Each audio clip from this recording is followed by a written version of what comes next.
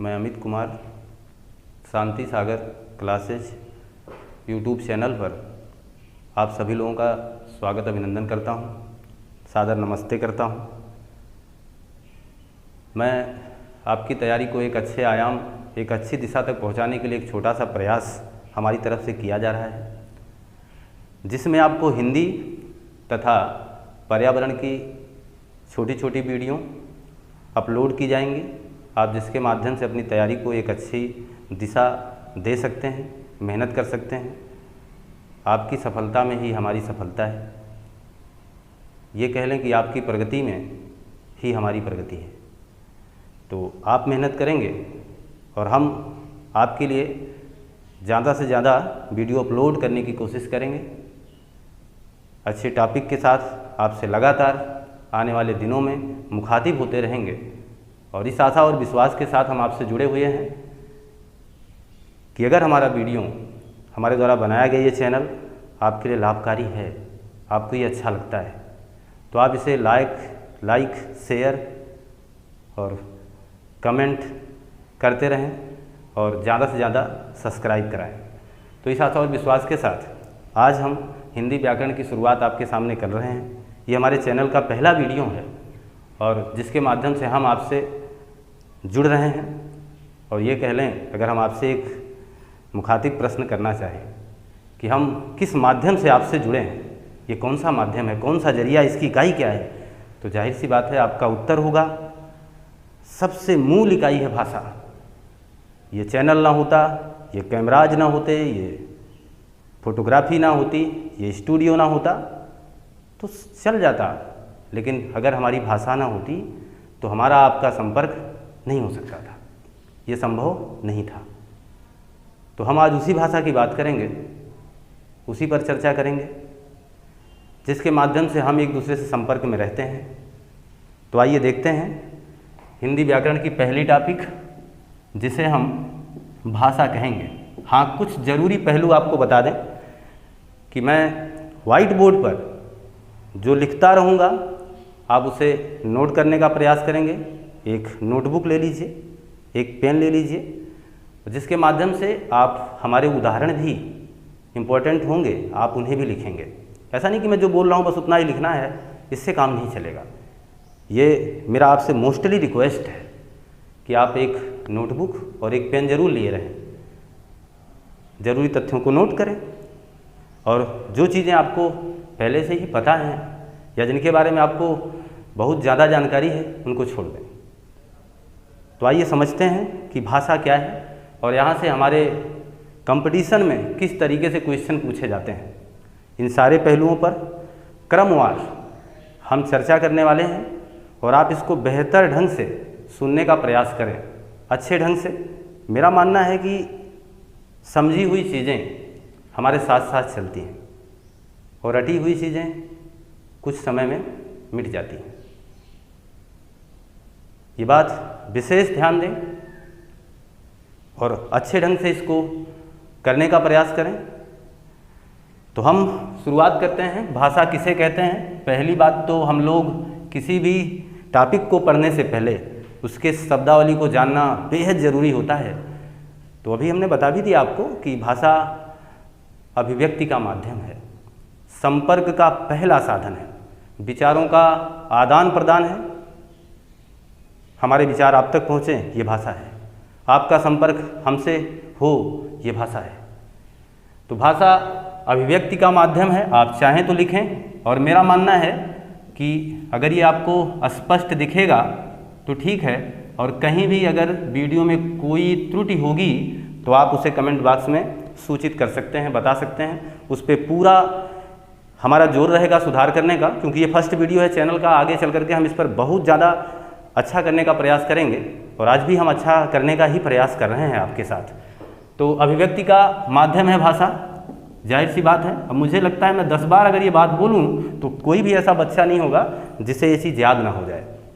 अभिव्यक्ति का माध्यम है। दूसरी बात, विचारों का आदान प्रदान है, यानी हमारे विचार आप तक पहुँचें, ये हमने अभी अभी आपसे बोला है, विचारों का आदान प्रदान है, भाषा है। अगली बात है, भाषा संपर्क का साधन है। संपर्क का साधन है, ये कह लें। तो जिस भाषा की बात हम कर रहे हैं, और जाहिर सी बात अब ये बात आप समझ चुके हैं कि हम कौन सी भाषा की बात कर रहे हैं, हिंदी व्याकरण की। हिंदी व्याकरण से हमारे तमाम प्रकार के कंपटीशन के एग्जाम में अच्छे अच्छे प्रश्न हमसे पूछे जाते हैं। तो उन पर एक गहन चर्चा, एक विस्तृत चर्चा मैं आपके सामने रख रहा हूँ। और ये मान के चलें कि ये जो वीडियो है, ये जो टॉपिक मैं आपके सामने दे रहा हूँ, इसमें आपको निचले स्तर से ऊंचे पायदान तक मैं ले जाना चाहता हूँ कि क्योंकि आपका जितना ज़्यादा गहन ज्ञान होगा इस पर, जितनी अच्छी चर्चा आप कर पाएंगे, जितना अच्छा नॉलेज आपके पास होगा, उस तरीके से आप किसी भी कंपटीशन एग्जाम को बैठते समय, करते समय आपके अंदर मनोबल बढ़ा होगा, आपका उत्साह बढ़ा होगा। इसलिए मेरा मानना है कि आप इसको पूरा बेस से पकड़ने की कोशिश करें। तो ये चीज़ अभिव्यक्ति का माध्यम, विचारों का आदान प्रदान, संपर्क का साधन, ये तमाम चीज़ें तो आपके भाषा के पहलू अर्थात परिभाषित करने वाले शब्द हो गए। क्लियर है? परिभाषित कर रहे हैं, बता रहे हैं, ये बात स्पष्ट हो गई आपकी, ये बात से सहमत हैं आप? तो मैं इस टॉपिक को आगे बढ़ाता हूँ। ये तो मान लो परिभाषा है, पूछा जाए ना पूछा जाए, लेकिन प्रकार से क्वेश्चन खूब आते हैं। भाषा कितने प्रकार की होती है, और ये भाषा को राजभाषा या राष्ट्रभाषा का दर्जा दिया गया। कौन सा ऐसा पहला राज्य था जिसने इसे आधिकारिक भाषा सबसे पहले माना? हमारी हिंदी भाषा का जन्म कहाँ से हुआ? सबसे पहले हिंदी शब्द का प्रयोग कहाँ किया गया? ये तमाम चीज़ें, इन सब पहलुओं पर मैं चर्चा करना चाहता हूँ। तो जाहिर सी बात है, अगर मैं इस भाषा की बात कर रहा हूँ तो सबसे पहले मैं बता दूँ कि हिंदी शब्द का प्रयोग, हिंदी शब्द का प्रयोग हिंद या हिंदी शब्द की उत्पत्ति कह दें, हिंद शब्द से हुआ है, जो कि एक फारसी शब्द है। ये समझते रहिएगा, क्योंकि सारी चीज़ें लाइन टू लाइन लिखना मुनासिब नहीं होता, आप इसे समझें। हिंदी जो शब्द है, ये हिंद नामक शब्द से उत्पत्ति इसकी हुई है, वह एक फारसी शब्द है, और जिसका अर्थ है सिंध या सिंधु कह लें, सिंध की या सिंधु की भूमि, ये इसका अर्थ है। क्लियर है? तो हिंदी हिंद नामक फारसी शब्द से आया हुआ है, जिसका अर्थ है सिंधु नदी की भूमि। ये मान के चलें। आगे बात करें तो हम ये बात आपके सामने उल्लिखित करना चाहते हैं, महत्वपूर्ण पॉइंट है, स्टार वाली बात है। जितनी बार मैं स्टार वाली बात करूँगा, आप उसे स्टार ही समझ के नोट करेंगे, क्योंकि वो बहुत ही महत्वपूर्ण है। 1861 ईस्वी में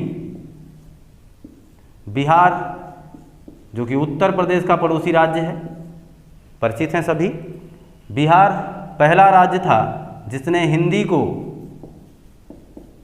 को आधिकारिक दर्जा प्रदान किया। बिहार पहला राज्य था जिसने हिंदी को आधिकारिक दर्जा दिया। ये चीज़ समझे, 1861 ईस्वी में। तो मैं उस भाषा की बात कर रहा हूँ जिसके माध्यम से हम लोग सारे कार्य संपादित करते हैं। संपादन का कार्य मुझे ये पता है कि ज़्यादातर आज भी हमारे भारत में हिंदी के माध्यम से ही होता है। 77% आबादी आपके भारत की हिंदी भाषा का ही प्रयोग करती है। 77% आबादी, आप मान के चलें।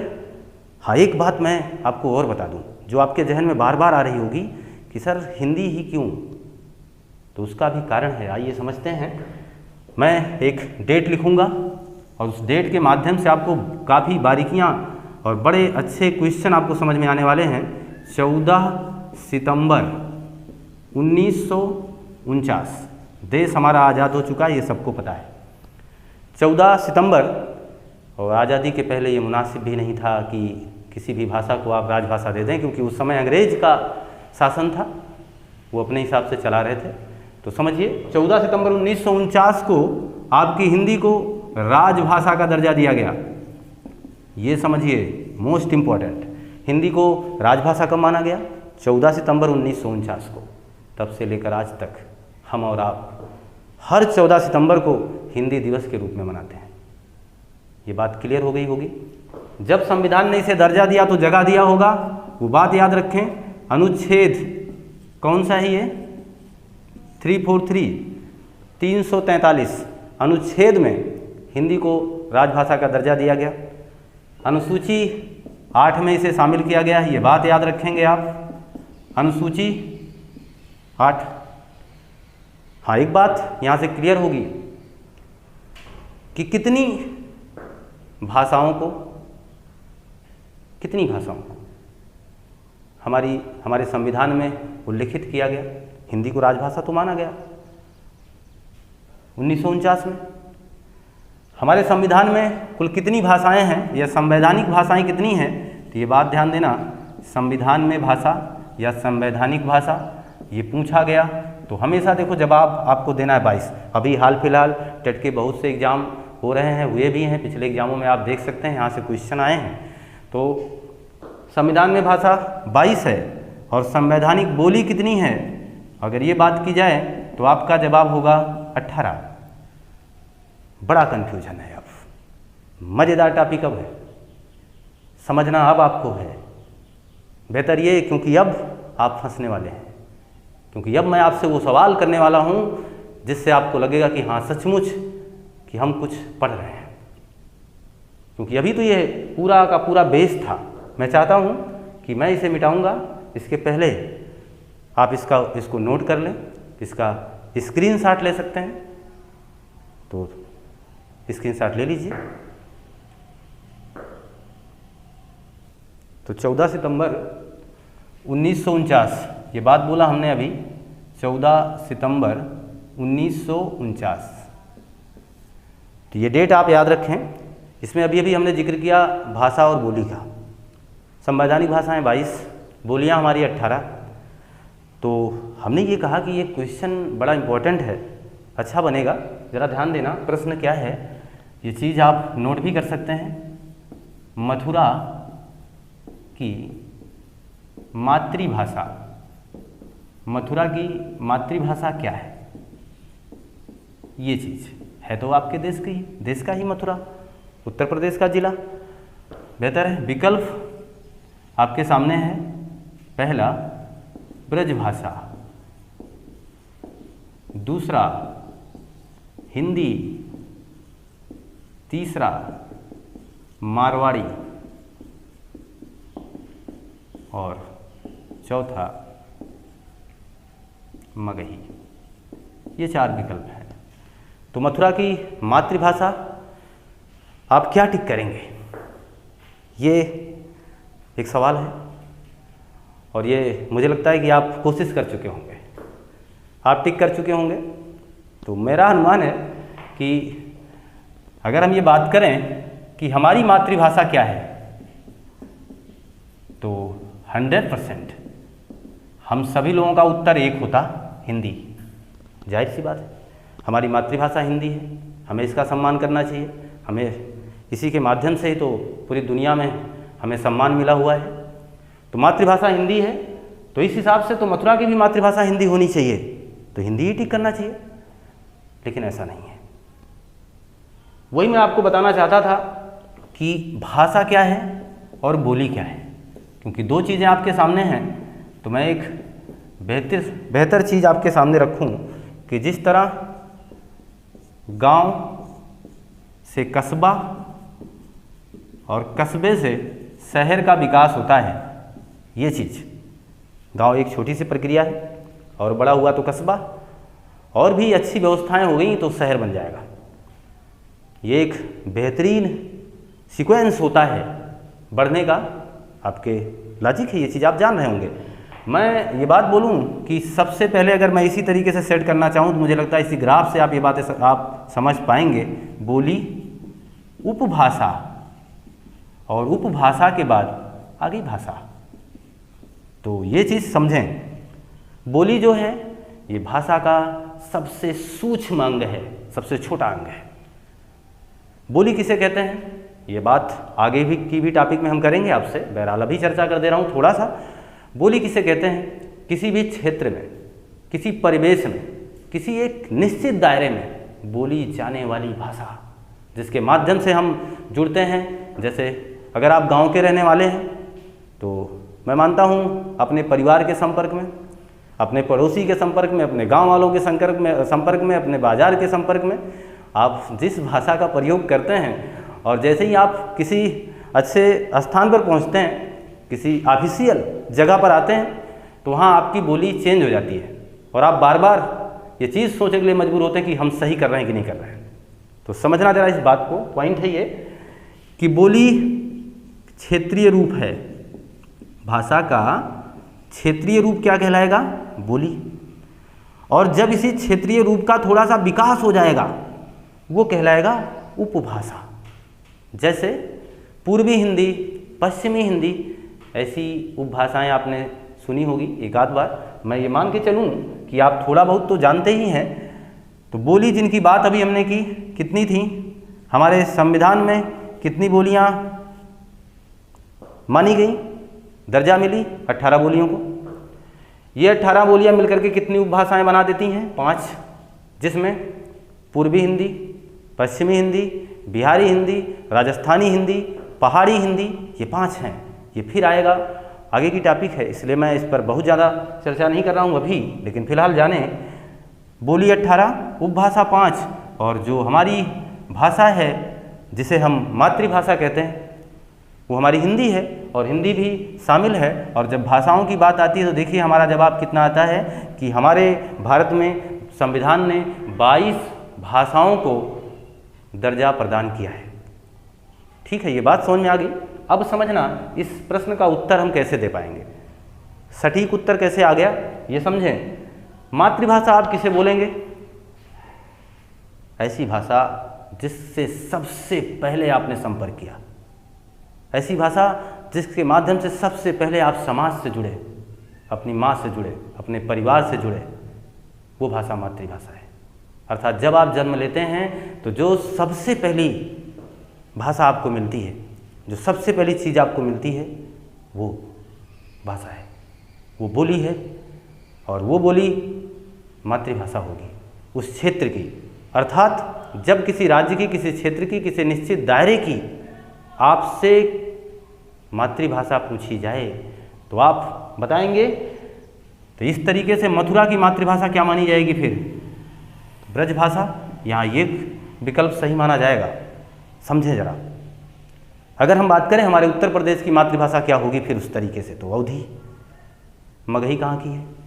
गया की। मैथिली कहाँ की है? दरभंगा की। क्वेश्चन पूछने के तरीके बदल सकते हैं। जैसे एक गाना आपने हिंदी में सुना होगा, चली आई मैं अकेली बीकानेर से। तो ये जो बीकानेर शब्द है, ये बीकानेर भी एक जगह है राजस्थान का, और बीकानेर में या बीकानेर की मातृभाषा क्या होगी? 70 के दशक में हिंदी फिल्मों में फिल्माए गए गाने जो भी हैं, क्वेश्चन कर सकता है एग्जामिनर। चली आई मैं अकेली बीकानेर से, दिए गए लाइन में बीकानेर की मातृभाषा क्या है? वो आपको मनोरंजन दे रहे थे गाना सुना करके, हाईलाइट कर रहे थे, और आप गलत होने के चांस की तरफ बढ़ रहे थे। ऐसा मौका आपके पास आ रहा था क्योंकि आपको गाना मिला, आपको लगा कि सब कुछ सही है, हिंदी लगाना है क्योंकि बीकानेर हमारे देश का ही तो है। इसलिए उसने आपको थोड़ा सा डाइवर्ट करने का प्रयास किया, लेकिन आपको होना नहीं है। बीकानेर एक निश्चित दायरा है, एक निश्चित स्थान की बात हो रही है, और बीकानेर की जो बोली है वो है मारवाड़ी। बीकानेर की बोली मारवाड़ी है। अतः यहाँ की मातृभाषा क्या मानेंगे आप? मारवाड़ी मानेंगे। लेकिन जब पूरे भारत की मातृभाषा पूछी जाएगी तो तुरंत आप हिंदी जवाब दीजिएगा, कोई डाउट नहीं, कोई कंफ्यूजन नहीं। और मैं चाहता हूं कि आपके कॉन्सेप्ट जब तक क्लियर ना हो तब तक वो चीज़ें बेहतर नहीं होंगी। मुझे लगता है, ये उम्मीद करता हूं कि ये बातें आपको समझ में आ गई होंगी।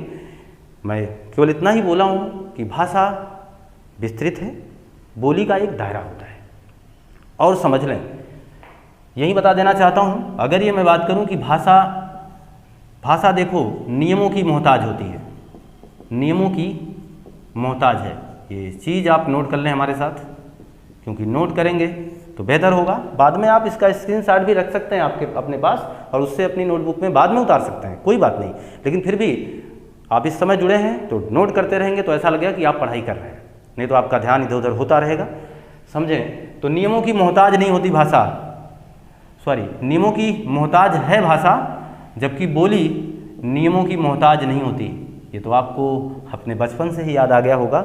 आप किसी को गाली देने के लिए व्याकरण का इस्तेमाल नहीं करते थे कि किया है आपने? आप जब अपने दोस्त से झगड़ा करते रहे होंगे तो मुझे लगता है भद्दी भद्दी गालियाँ आप नॉन स्टॉप बोलते थे, जिसमें कोई रुकावट नहीं था, कोई पूर्ण विराम नहीं था, कोई अर्धविराम नहीं था, अर्थात वहाँ व्याकरण का कोई योगदान नहीं था। हम स्वच्छंद थे, खुले थे और जो मन में आया वो बोलते थे।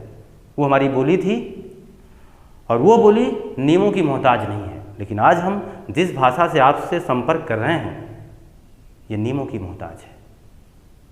नियमों की मोहताज इस तरीके से है, थोड़ी सी त्रुटि, थोड़ा सा भी एक बिंदु का फासला होगा तो भी शब्द गलत माना जाता है। ये बात आपको पता है और आप इस बात को बेहतर जानते हैं।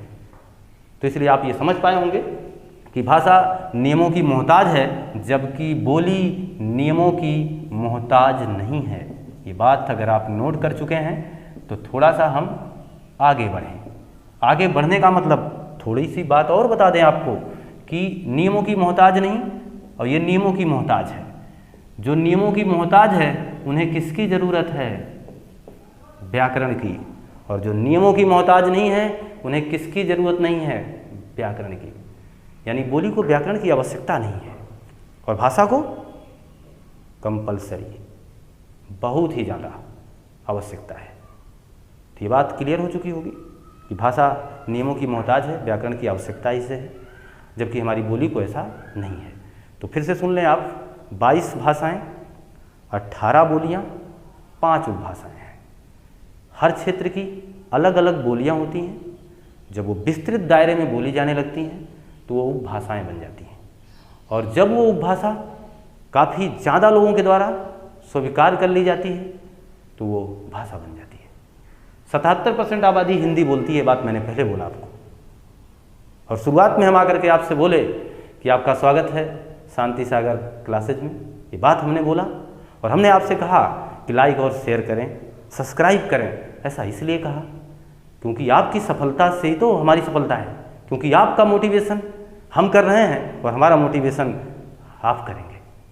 आपसे ही अपेक्षा है, क्योंकि आप लाइक शेयर करेंगे तो इस चैनल को आगे बढ़ाने का काम करेंगे, हमें उत्साह मिलेगा और हम ज़्यादा से ज़्यादा वीडियो आपके लिए अपलोड करेंगे अच्छे अच्छे टॉपिकों का। ये कड़ी है हमारे आपके जुड़ने की, ये धागा है जिसे कमज़ोर मत होने दीजिएगा और आपके साथ जुड़ करके आगे बढ़ते हैं। तो ये चीज़ें क्लियर हो गई होंगी और ये लगातार प्रयासरत रहेंगे हम। तो अब मैं मानता हूं कि अगर आप इसका स्क्रीनशॉट लेना चाहें तो ले लें, अन्यथा मैं इसको मिटाऊं। ये डिजिटल बोर्ड तो नहीं है इसलिए मिटाना पड़ेगा हमें, तो आप इसको नोट करें।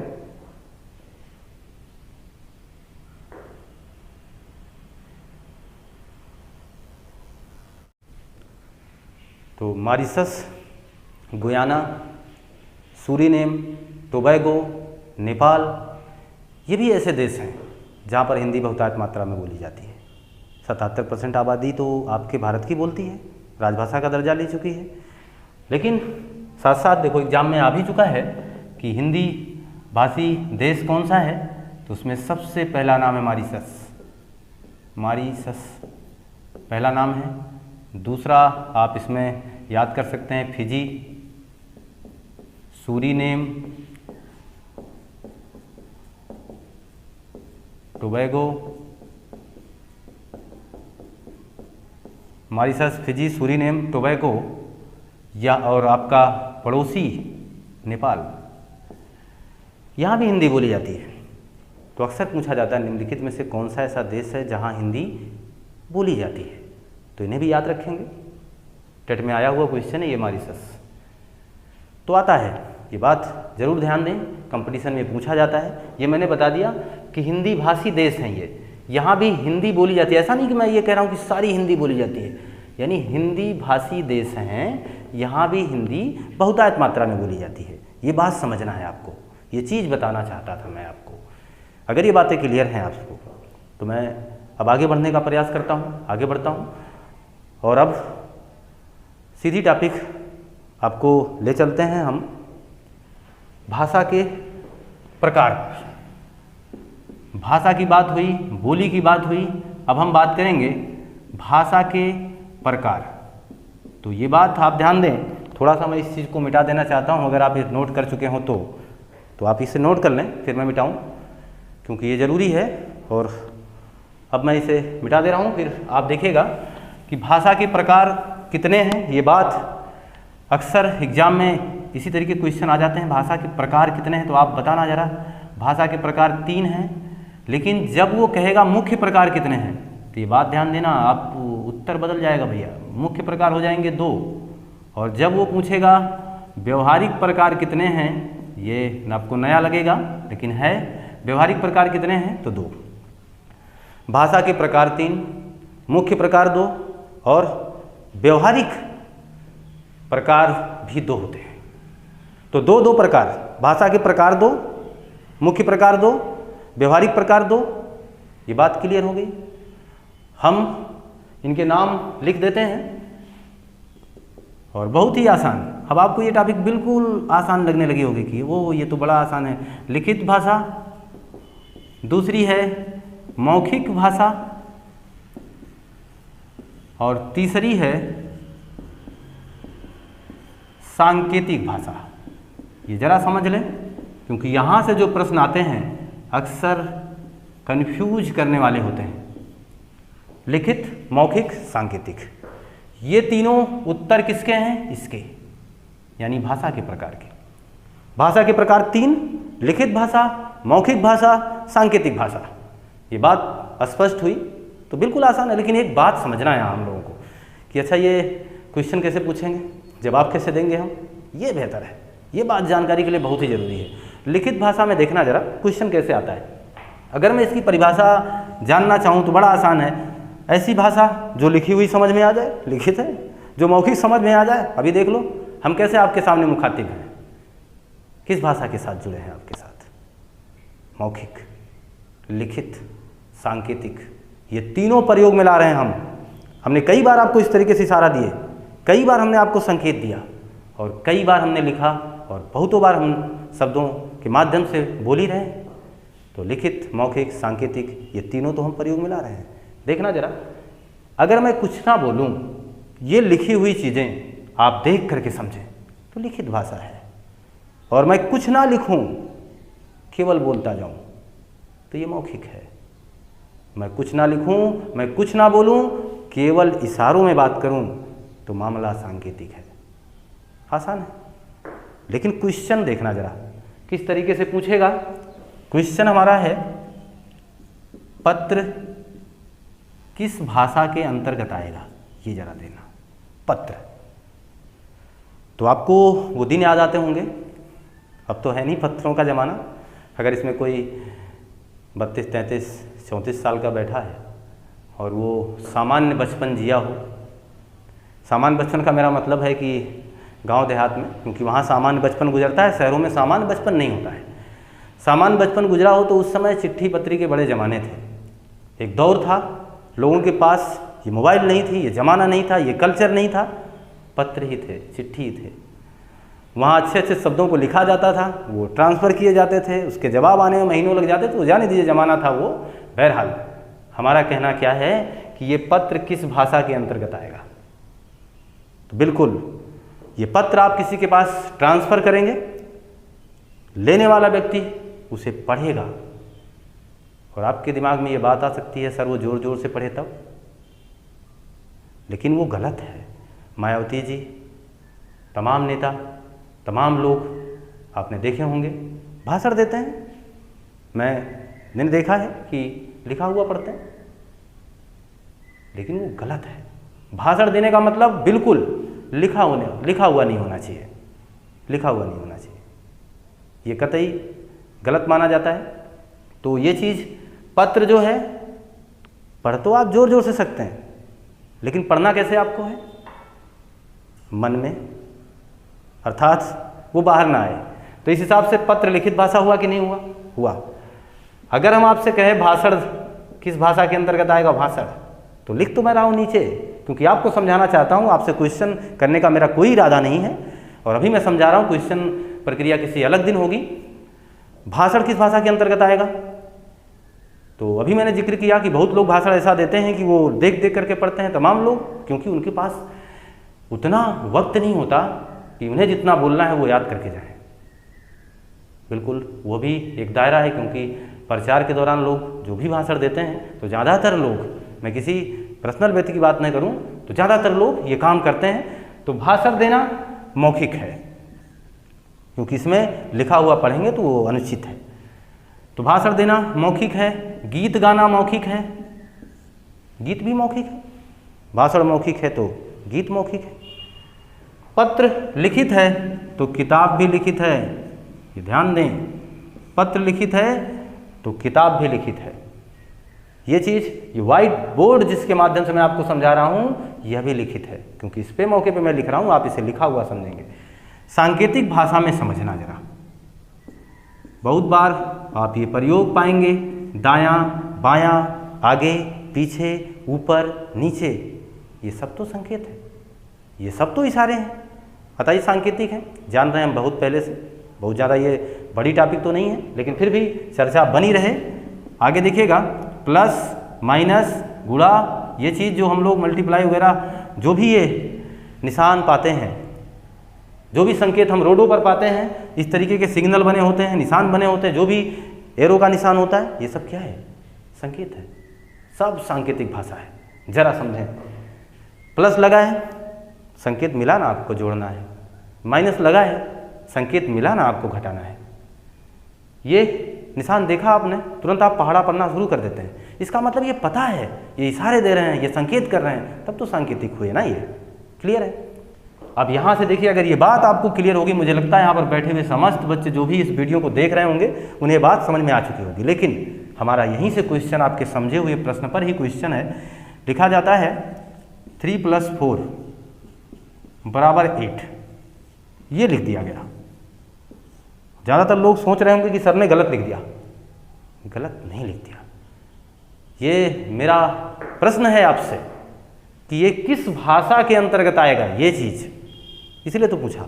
अब आप उसे गलत ना समझें कि 3 + 4 = 7 होता है, ऐसा ना सोचें।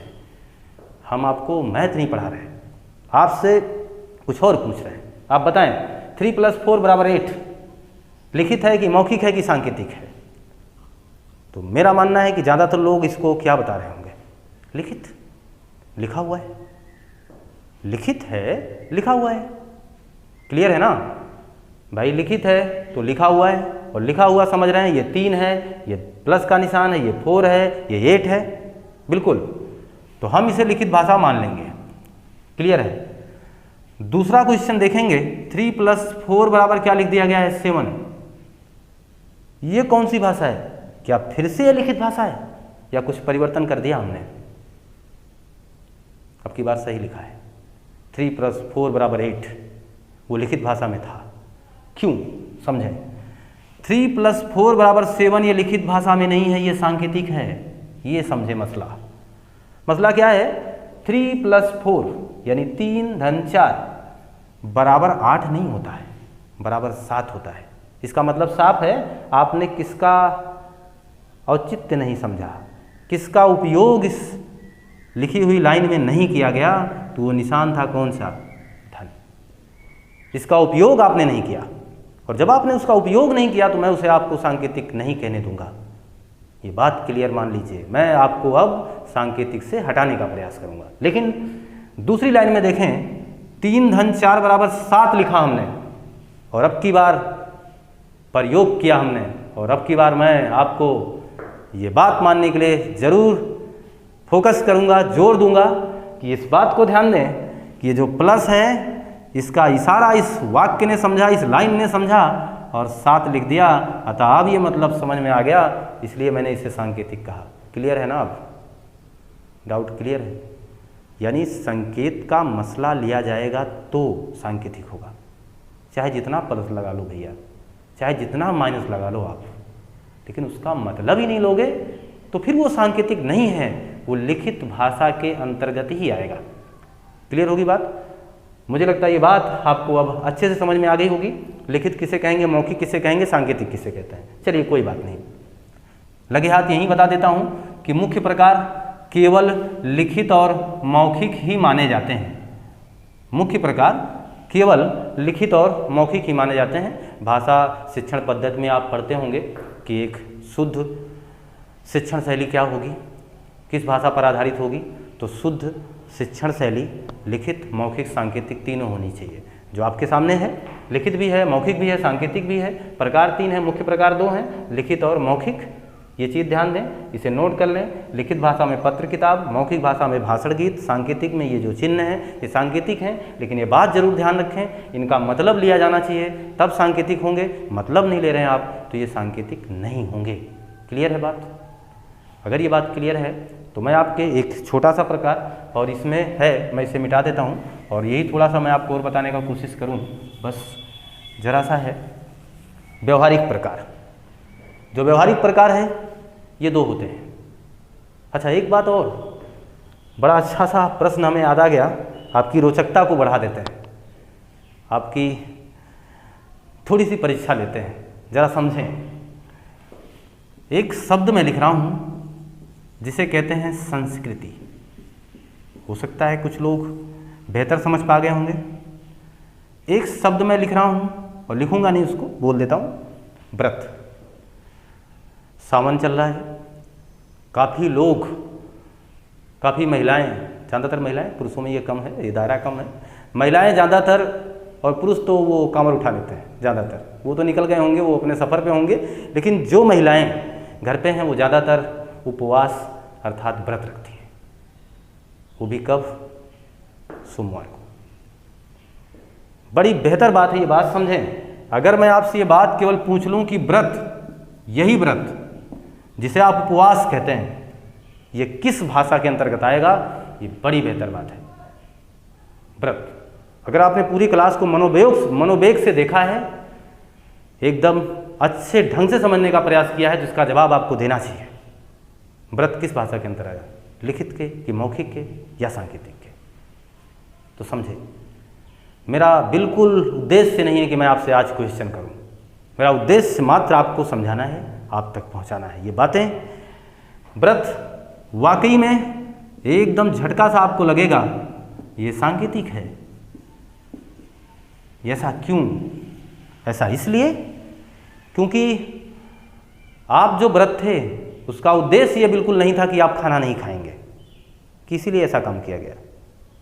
क्या आप उपवास इसलिए किए हुए हैं कि आज हम खाना नहीं खाएंगे, घर का खाना बचाएंगे? ऐसा है? मुझे नहीं लगता। ज़्यादातर लोग तो खा ही रहे होंगे, खाने पर विश्वास देते हैं। तो ऐसा तो कतई कोई नहीं किया होगा कि आज हम इस उद्देश्य से निहित हैं कि आज हम खाना नहीं खाएंगे, चलो हम उपवास हैं। ऐसा कोई नहीं करता। उसका एक निश्चित उद्देश्य, एक लक्ष्य होता है। और ये हमारी पौराणिक कथाओं में ये मान्यताएं हैं। जो सावन के सोमवार या सावन के सोमवार की जो महिलाएं व्रत रखती हैं, वो एक अच्छे वर के लिए रखती हैं, एक अच्छे शादी होने के लिए, अपने अच्छे पति के लिए, अच्छे दूल्हे के लिए रखती हैं।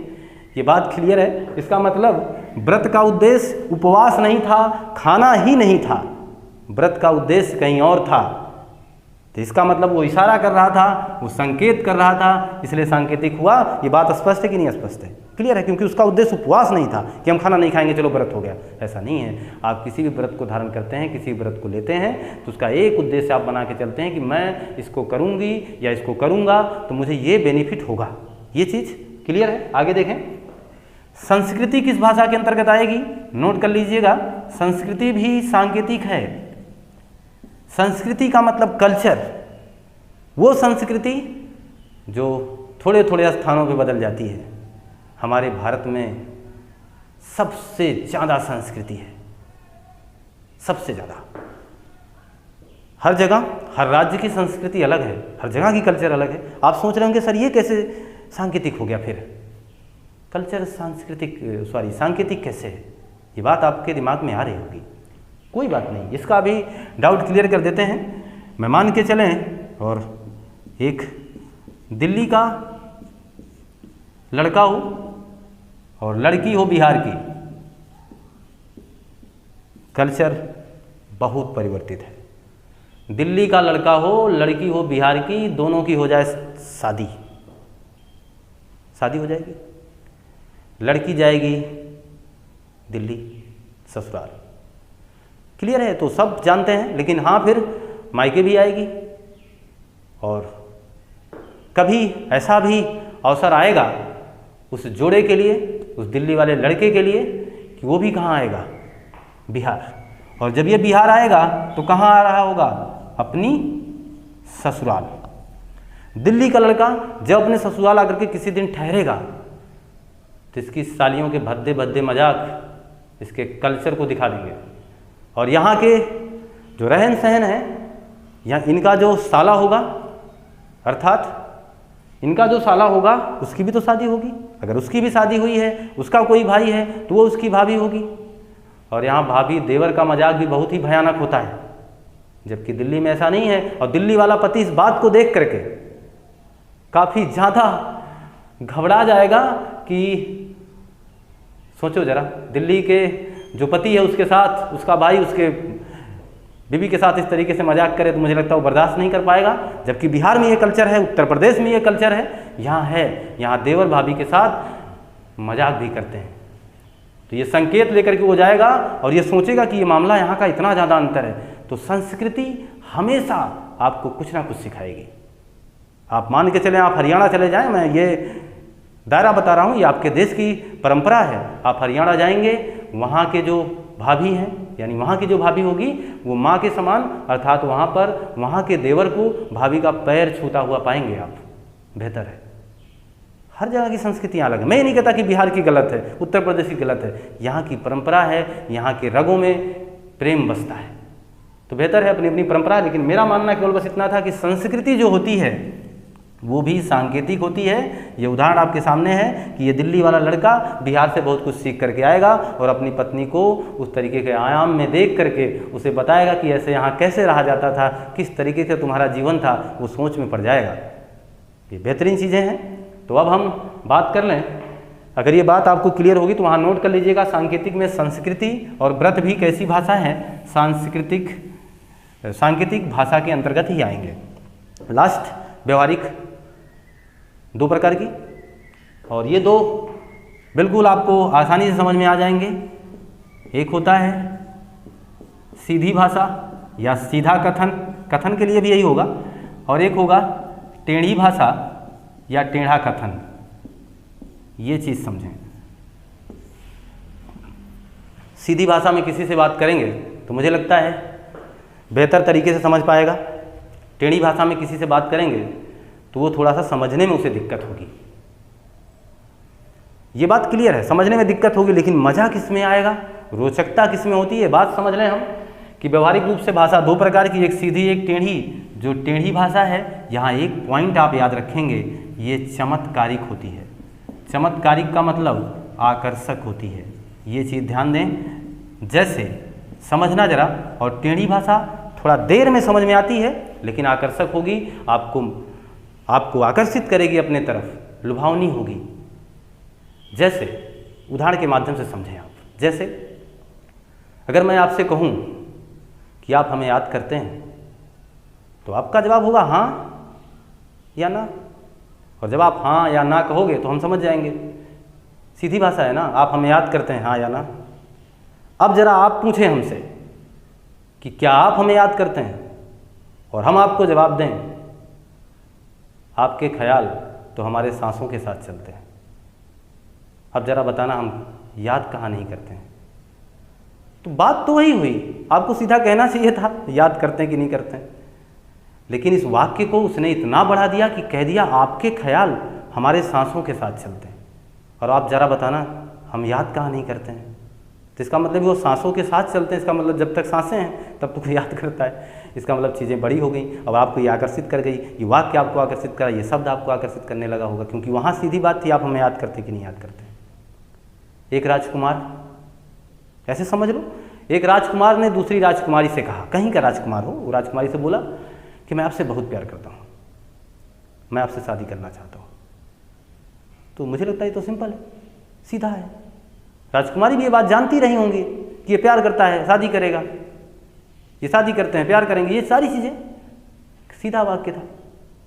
लेकिन एक दूसरे राज्य के दूसरे राजकुमार ने दूसरी राजकुमारी से कहा कि मैं आपसे बहुत प्यार करता हूँ, मैं चाहता हूँ मेरी अंत्येष्टि करने वाली संतान तुम्हारी कोख से जन्मे।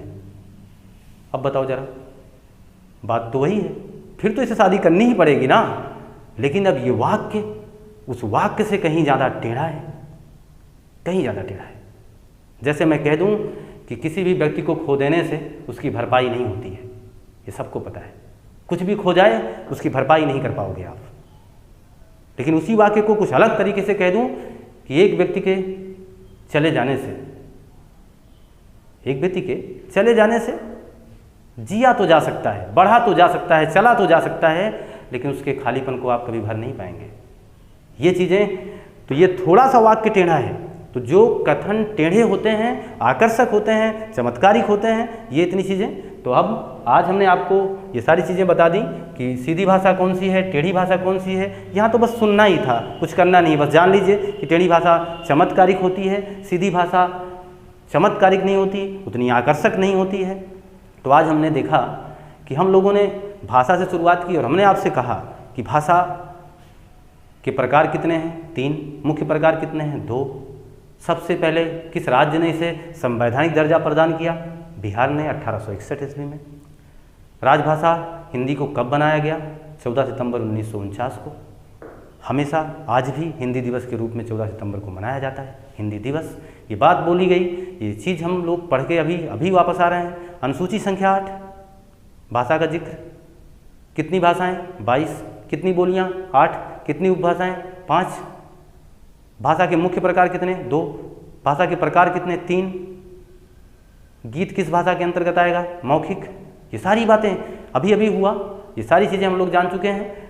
और मैं इसी के साथ इस क्लास को विराम देता हूँ आगे के लिए। और एक बात आपसे बोलना चाहता हूँ कि आप इस चीज़ को पुनः पीछे या कह सकते हैं रिवर्स करके वीडियो को देखें और इसको लगातार अपनी कॉपी पे नोट करें।